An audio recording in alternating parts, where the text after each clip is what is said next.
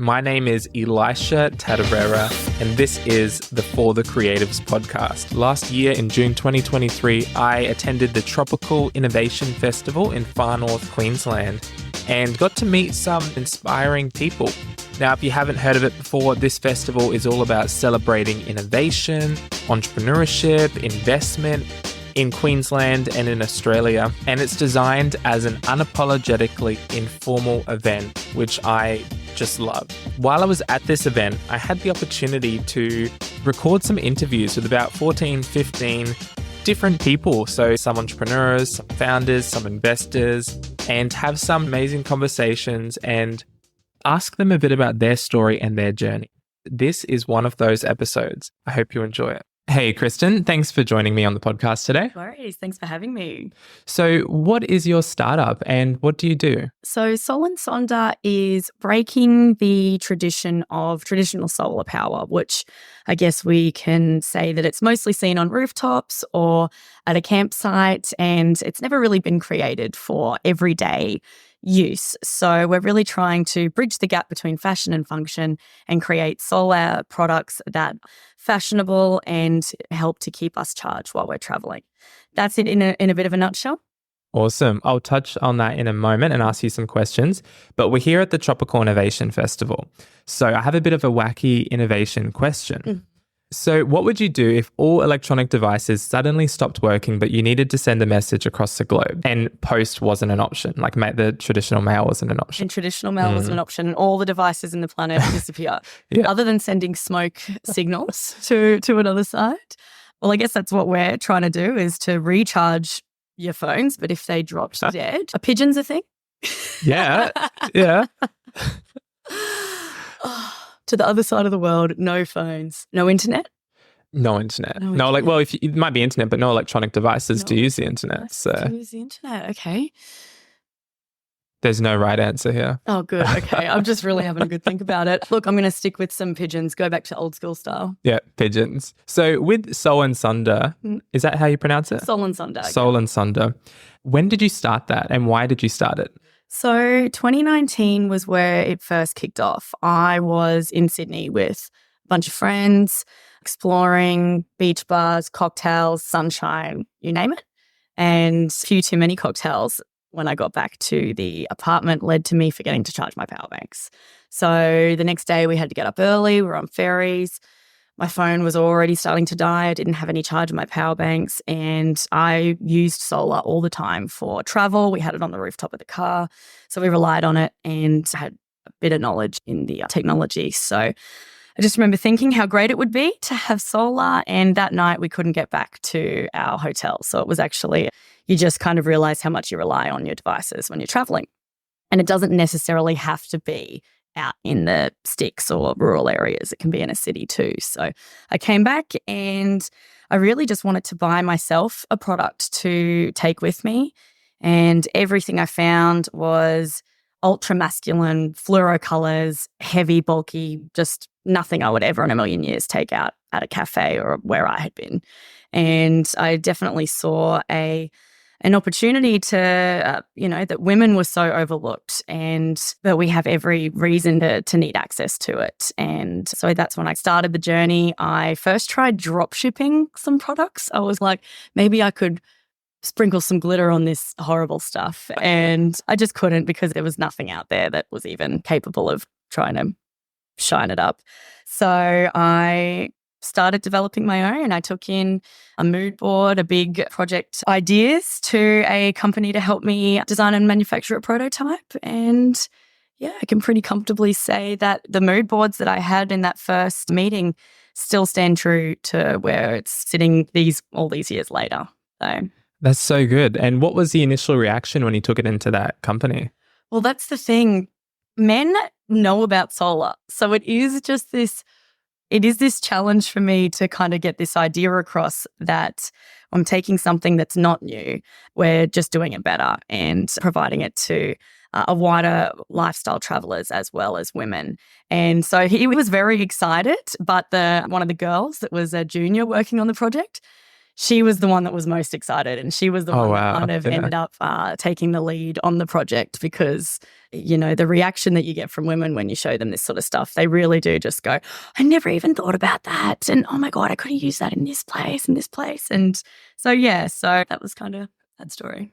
Yeah, that's so good. So you mentioned earlier when we were talking that your slogan is making solar sexy. Yes. When did you come up with that?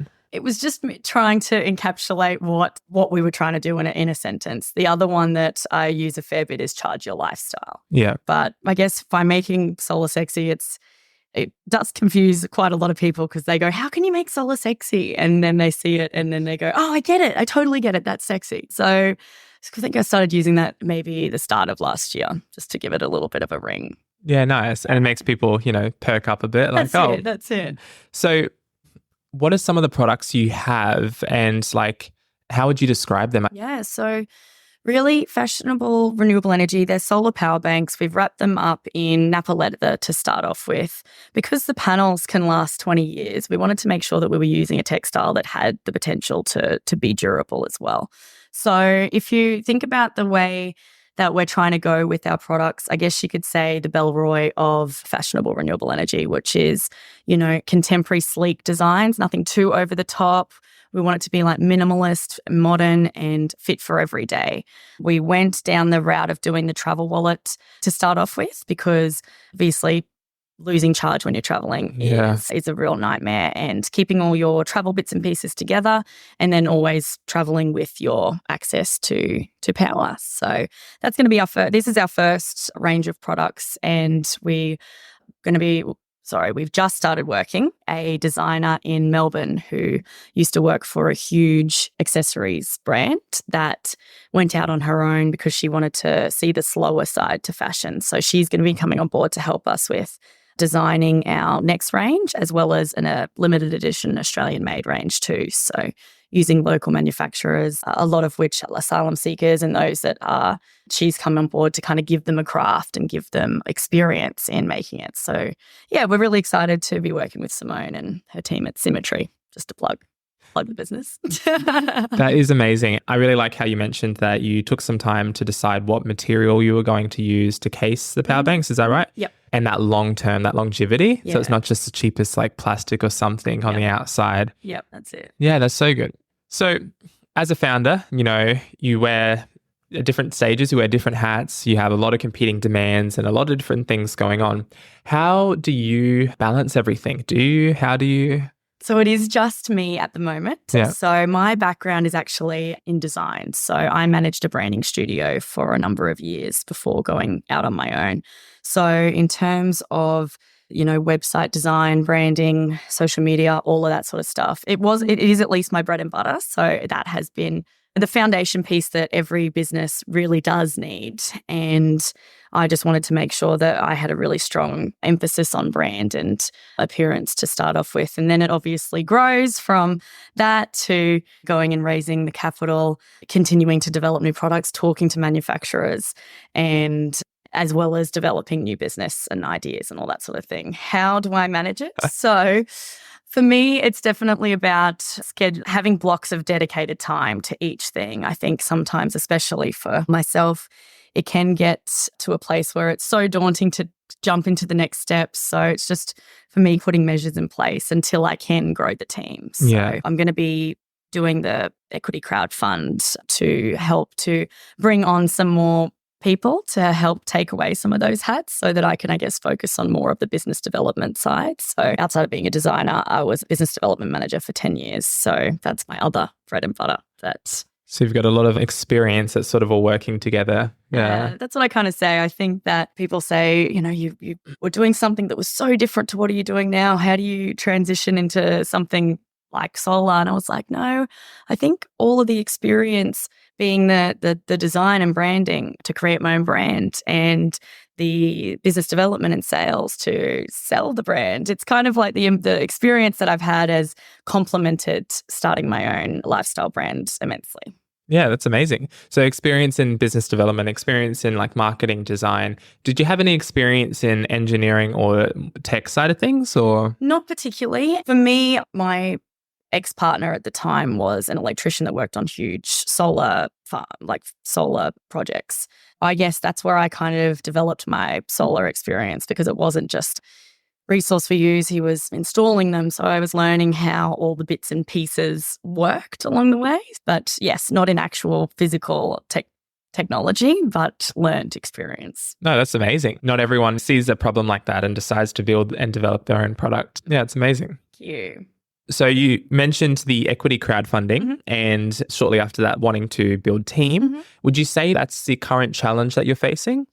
In terms of funding, yes, like it's imperative now that we get to that next level of growth. And I was really fortunate enough to get some early investments that helped me in developing the initial product and design and all that sort of stuff. So that's fantastic. So for us, getting that funding is definitely going to help with growing that team and I guess taking it to that next level where we're looking at getting distribution contracts and being able to find wholesalers and to just continue to grow the business. So that would probably, it is a struggle when you need the funds to get to where you need to be, as well as people. I think I love working with teams and just to share that excitement of working on a project together, and B, just utilizing the skills of other people is definitely going to be a real plus for us when we finally get to that stage. So it sounds like exciting times ahead and now. Yeah. For those who don't know,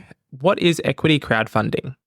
So equity crowdfunding is, I think back in 2018, it was regulated by the government to give everyday people the ability to invest in products and ideas that they believe in.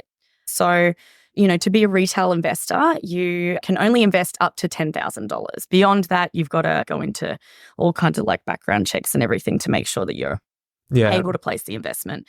It doesn't mean that wholesale investors can't invest into equity crowd funds. It's just when you're going out to market, you're giving everyday Australians an opportunity to become a part of something that they believe in, which I think is really exciting. There's a lot of misconceptions, I think, about the equity crowdfunding. So obviously they're giving an amount up to $10,000. You've split all your shares up, and based on the amount that they're giving you is the percentage of equity that they get. So rather than going on a website like Indiegogo where you buy a product for a discounted price and you get it when it's you're actually done. You're actually getting a piece of a company, and I think that's really special too, especially for those that are just starting to dip their toes in investing or not knowing where to start. All of the companies that go through an intermediary, like I'm going through my crowd, the companies do have to be vetted. The thing that is also a bit of assuring for those who are investing is that the companies have to be vetted, and also minimum set of things in place, like getting all your ASIC details in line, having the right constitutions, company setup structure, financials. There's so much that has to go in, and this is what I'm currently doing at the moment, is getting all that back end and your terms and everything looking really nice. All the paperwork, back stuff. And as a lot of investors out there know, that when they're going in and investing in a company, when there's different investors on different term sheets and everything like that, it can get really messy. So the good thing about this is it keeps everyone on a nice, clean terms, and everyone's got that same terms to the... That's awesome. Yeah. So we touched on how, as a founder, wearing multiple hats, doing multiple things. But what would you say is your key strength, your superpower, the thing that you're really good at, that you just thrive when you're in that zone or in that space? For me, one thing is, I do say design, but I love people. I really enjoy going into a boardroom, a meeting, something where you really have that opportunity to close or to walk out with a new deal or things like that. So that's always been, I think, my superpower in terms of all my previous experience. And I think for me, I'm really excited to get it to the stage where that's what I'm spending my time doing, is really fighting for my own business rather than working for someone else's. Yeah, that's awesome. So on the startup journey, it's not always rainbows and it's not always pretty. Yes. Have there been any points where things haven't worked out, or there's been a real low, or you just weren't sure exactly what was going to happen or where you were going? Absolutely. I first tried Indiegogo and everyone thought it was going to be the best thing since sliced bread. They've done so many solar projects and just crappy little camping solar products that were raising $500,000. And was this your brand? Not mine. Oh, This was so other solar products. It was just outdoor solar things. And so I had the big guys up at Indiegogo that were like head of hardware reach out to me. They were giving me free marketing, free this. Like, it was unbelievable, like the excitement around it. And it was a total flop. Wow. And it was, I quit my job. I moved in with my dad because I was like, I can't have one foot in, one foot out. I need to spend all my time doing this. It's not easy doing it. So I moved in with my dad. I lived on 2-minute noodles. I heaved my surroundings to try and give it the best shot that it could. And it didn't go well. And I said this in one of the other talks I did, that I wouldn't change a thing, because if I think about it and I was to raise $500,000 through Indiegogo, I wouldn't have the experience I have now, the connections that I have now, and the really exciting thing about that first investment that I got in one of our investors, he's very hands-on, and, just if I need an accountant, he gives me a contact and sets it up. If I need shipping, it's just like he's very much there to really help guide, and just the people that I'm now surrounded with to help the business succeed in a way that it never would have if I had been successful in that first stage. And I think that it was just a really big lesson for me in terms of not getting too excited over things. I said yesterday, celebrate when the money's in the bank. It's such a key thing. So with that, it's always a big decision deciding when to quit your job or when to go all in for it. What was happening around that time? Was that just before you went on Indiegogo or? Yeah, it was just before. And for me, being a designer, I always knew that I would have a backup in working for myself or doing contract work for someone. So I didn't have any of that lined up yet, but I was just kind of like, if I'm really desperate, I can go do that sort of stuff. So for me, what was the question? Leaving it, what was happening around that time. Yeah, it was just before I launched. And there is so much involved in even that process, getting everything online, getting all your offerings and how you look to people, your marketing, your advertising, your websites. There was Photos, so much stuff. Yeah. And I was working 12 hours a day, just sitting there staring at a computer, trying to get it done. So I just don't think I could have done it. And because I was on a little bit of a deadline, I had been asked to go in GQ magazine. And I wanted to make sure that I had everything live and ready to go by the time that was kind of launched. So it was more down to the wire. Yes, down to the wire when it came to having to quit my job. Yeah. Okay. Thank you for sharing that. That's right. I have a few rapid fire questions for you. So I'll ask you and just give me the shortest answer possible. Yeah. If you had to start a business in a completely different industry, what would it be? Completely different to what I'm doing now. Yeah. It would have to be in some sort of quirky, creative space. Super quirky, super creative. Done. Okay. Yep. Cool. If you had an extra hour every day, how would you use it? I would spend more time doing personal development. Yeah. Maybe learning a language. Yeah. Nice. And what was the first job you ever had? I was working at a bar when I was 15. Nice. RSAs, they give them out. As a glassy or? No, I was behind the bar. Okay. You can if you get an RSA. So Yeah. that was my first. Awesome. Well, thank you for sharing a bit of the journey and for sharing a bit of your time just to touch on what you're doing. I have a few questions now around the festival. So we're here at the Tropical Innovation Festival.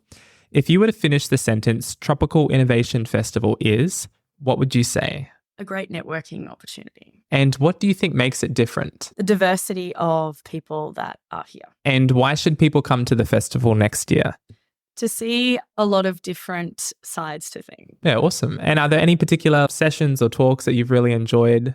I really enjoyed watching the pitches. Yeah, the startup pitches. Yeah, I feel like I have walked a little bit past that early stage of pitching and going in and doing angel pitches and getting declined and all that sort of stuff. So it is just it's nice seeing someone be bold enough to get up there and pitch their ideas, because it's such a scary thing. There's so many nerves going on, isn't there, behind the scenes? Sure. Thank you for coming on the podcast today. And if people want to find out more, about Sol and Sonder, where can they go? So head to solandsonder.com. That's my website. There's a little button in there that says invest if anyone did want to jump on board as a shareholder. Our minimum amount is $200. And then that link will take you over to MyCrowd, which is mycrowd.com, mycrowdequity.com.au as well. And how long is that equity crowdfunding open for? With the expression of interest, we're closing next Wednesday. And then it will go to the live offer room. So that's when the funds come in. We've already got 500,000 expressed. Oh, wow. We're hoping for it to really kick off. So, well, all the best. It sounds very exciting and look forward to seeing more. Thank you so much. Thank you for having me. Thanks for listening to today's episode. If you enjoyed the conversation, please do us a huge favor and share it with a friend who you think might find this episode interesting, or leave a review wherever you're listening to this podcast. Your feedback helps us grow and bring more content that you love. Thanks again for your support, and until next time, keep creating.